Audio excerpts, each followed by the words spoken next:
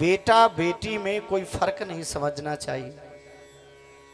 जो काम बेटा कर सकता है वो काम बेटी भी कर सकती है, और मुझे तो लगता है जो काम बेटा नहीं कर सकता वो काम भी बेटी कर सकती है। आज किसी भी प्रदेश का रिजल्ट उठा के देख लीजिए,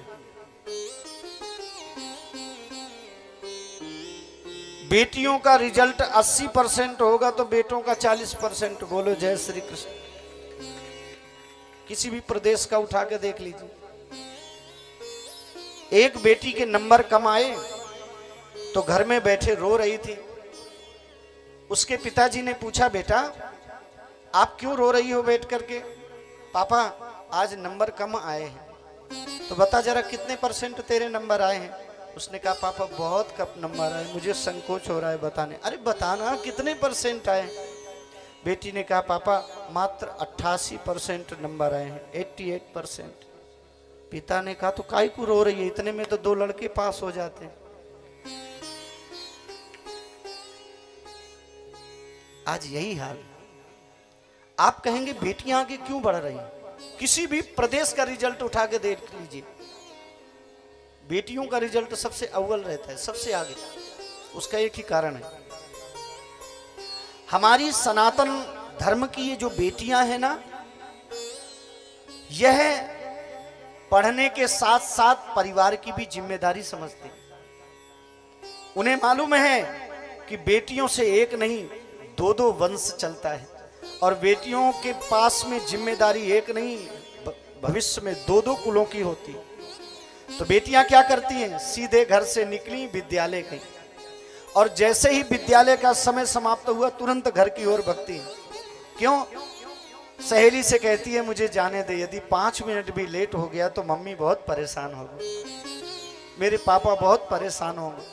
तो बेटी सीधे घर से विद्यालय जाती है और विद्यालय से लौट के सीधे घर आती है।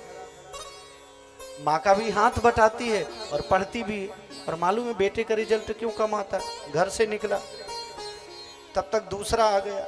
उसने कहा कहाँ जा रहे हो? विद्यालय जा। अरे रोज क्या विद्यालय जाना, देख मैं बढ़िया सी बाइक लेके आया हूँ, चल बड़े तालाब घूम के आते। उसने अपने बाइक में बैठाला और बेटे ने भी सोचा कि यार रोज तो जाते हैं, चल आज में क्या बिगड़ रहा है। बस्ते को उसी में रखा, चला गया तालाब घूमने। अब दिन भर उसने घूमने में लगा दिया। घर जब शाम को लेट पहुंचा तो पापा ने पूछा तू लेट क्यों आया? उसने कहा मैं आ तो जाता समय से, पर मेरी बाइक खराब हो गई थी। बोलो जय श्री कृष्ण। ये जिसकी बाइक में आ रहा था उसकी बाइक खराब हो गई। एक मित्र आया, उसने समय बर्बाद किया, दूसरा आया, उसने समय बर्बाद किया। मैं मित्रों का विरोध नहीं कर रहा हूं, आप ध्यान से सुनना। मित्र बनाना चाहिए, पर मेरा एक अनुरोध जरूर आप अपने जीवन में जोड़ लेना। मित्र उन्हीं को बनाइए, मित्र उन्हीं को बनाइए जो हमारे अनुसार पढ़ने वाले, जिनका जीवन हमारे अनुसार अच्छा है, उन्हीं को मित्र बनाइए। अरे गहरे नत्थु खैरे मित्र बनाने से कल्याण होने वाला नहीं। आप यदि विद्यार्थी हैं, आप यदि पढ़ने वाले हैं, तो किसी पढ़ने वाले को ही अच्छा मित्र बनाना चाहिए। और महाराज व्यवहार वही चलता है जिसके विचार हमसे मिलते होते हैं। यदि विचार नहीं मिलते तो फिर व्यवहार भी ज्यादा दिन चलने वाला नहीं। आप कभी सोचिए ना, जो स्वयं नहीं पढ़ता उसको मित्र बनाएंगे, स्वयं नहीं पढ़ेगा और हमें भी नहीं पढ़ने देगा। दुनिया में सबसे ज्यादा यदि कोई आपके शुभचिंतक हैं तो वह हैं आपके माता पिता।